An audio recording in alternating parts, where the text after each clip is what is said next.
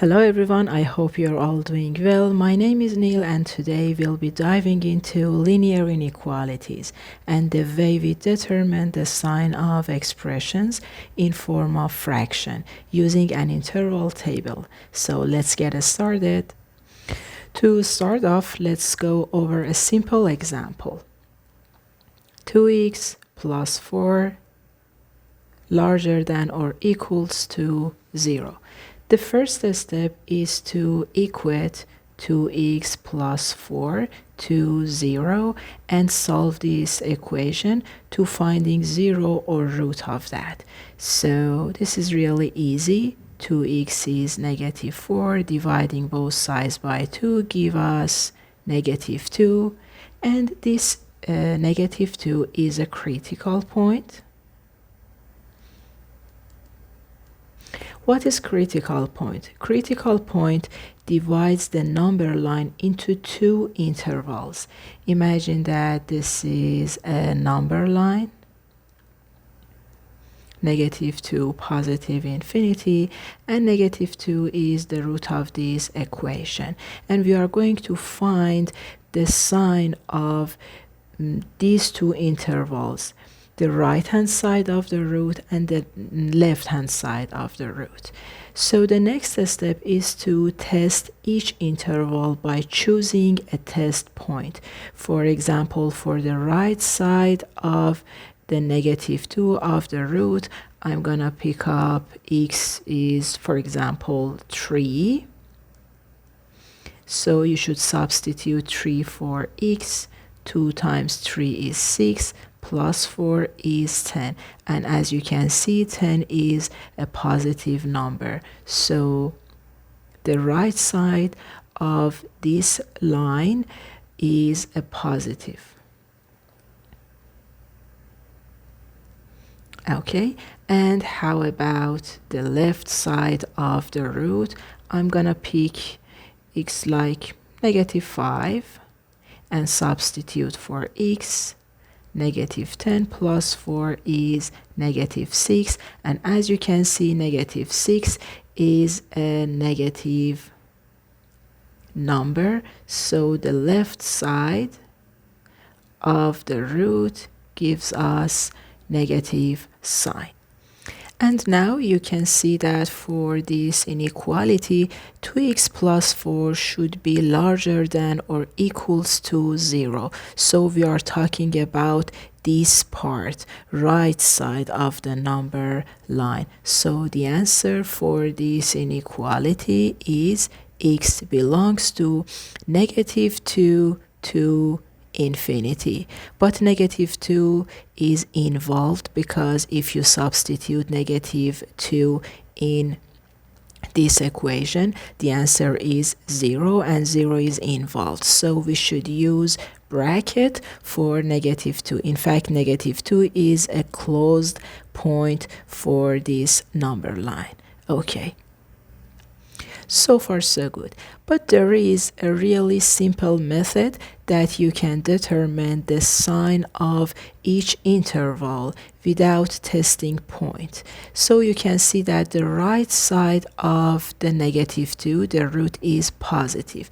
The only thing that you need is to find a in the equation. A is here because, as you know, y is ax plus b. This is a standard form of a straight line, and a is the coefficient of x. So the only thing that you need is to find the sign of a. In this case, a is a positive number, so the right side of the root, the sign matches the coefficient of x. So you can see that the right side of the negative 2 is positive, the same as a is 2 is positive, but the left side of the root, the sign is the opposite of a, which is negative. So this is a really easy way to determine the sign. So x is here, the right hand side is the sign.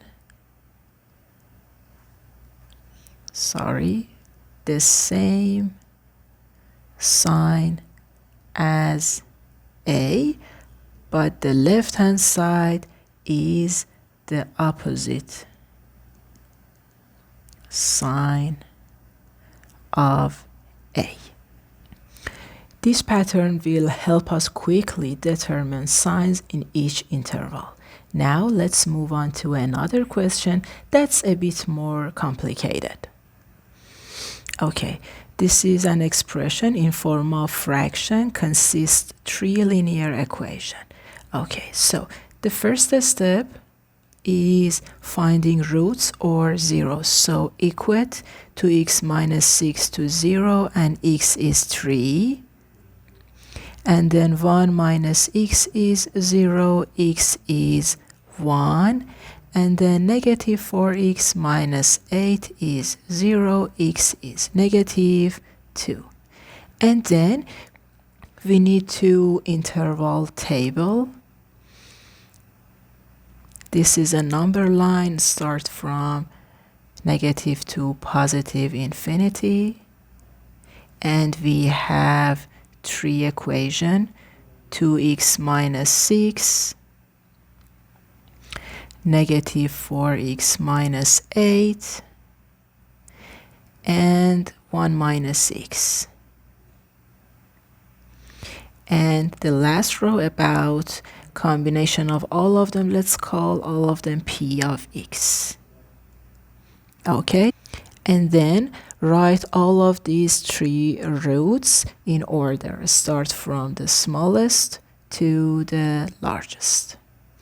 Negative 2, 1, and 3. So as you can see, we have 4 intervals. Infinity to negative 2, negative to 1, 1 to 3, and 3 to infinity. And now step by step we should determine the sign of each line. About 2x minus 6, the root is 3, so we have 0 in point 3. The right hand side of 3 we have sign positive because a coefficient of x is a positive number, so the right hand side is positive, the left hand side is negative. How about negative 4x minus 8? The root is negative 2. In negative 2, this equation would be 0. The right hand side, according to a, which is negative, the right hand side would be exactly the same sign, negative, but the left hand side is the opposite. 1 minus x, the root is 1, so we have 0 for this. The right hand side is negative as well, and the left hand side is opposite of that, which is positive. And now the last step is to combine all signs in each interval.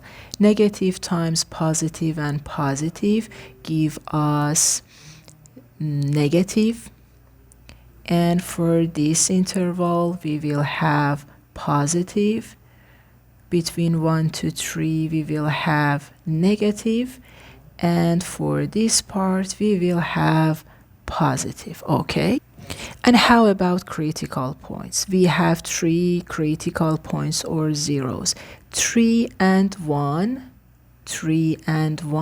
are roots of the numerator, so if we substitute 1 or 3 in the equation, the answer would be 0.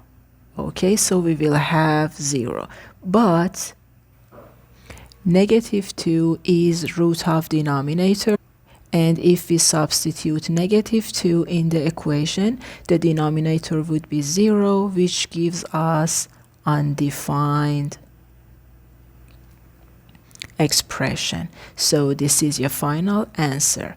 But the last step is to finding intervals which gives us this expression positive or 0. So we are working on this part, positive, 0, positive, and 0. I'm gonna write intervals.